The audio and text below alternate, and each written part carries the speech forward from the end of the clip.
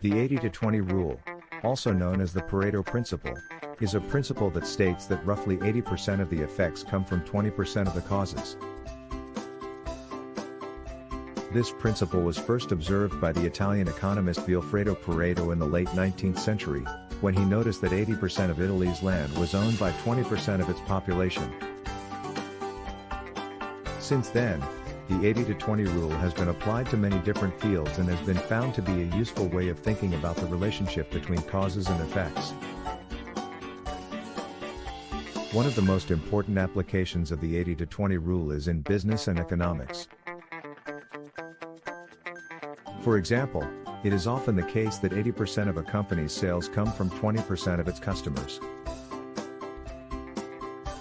This means that a company can often achieve a significant increase in sales by focusing its efforts on the 20% of customers who generate the majority of its revenue.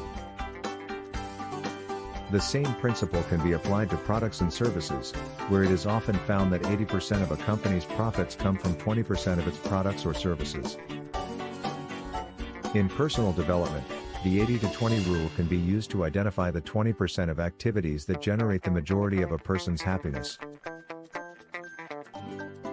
For example, a person might find that 80% of their happiness comes from 20% of their hobbies or relationships. By focusing their efforts on the 20% of activities that generate the majority of their happiness, they can often achieve a greater sense of fulfillment and well-being. The 80 to 20 rule is not a law of nature, and the exact ratio may vary in different situations. Nevertheless, the principle provides a useful framework for thinking about ways to optimize time, resources, and effort in various areas of life. By focusing on the 20% of causes that are responsible for the majority of effects, individuals and organizations can often achieve more with less effort. It is also important to note that the 80 to 20 rule can be applied at different levels.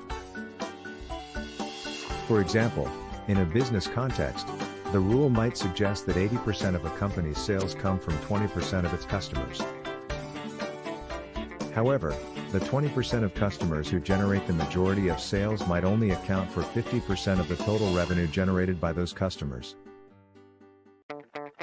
In this case, the 80 to 20 rule would need to be applied at the next level in order to identify the 20% of customers who generate the majority of the revenue.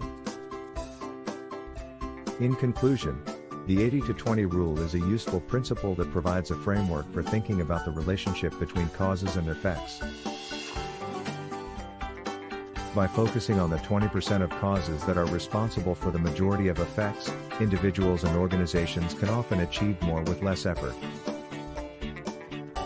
Whether in business, economics, or personal development, the 80 to 20 rule can be a valuable tool for optimizing time, resources, and effort.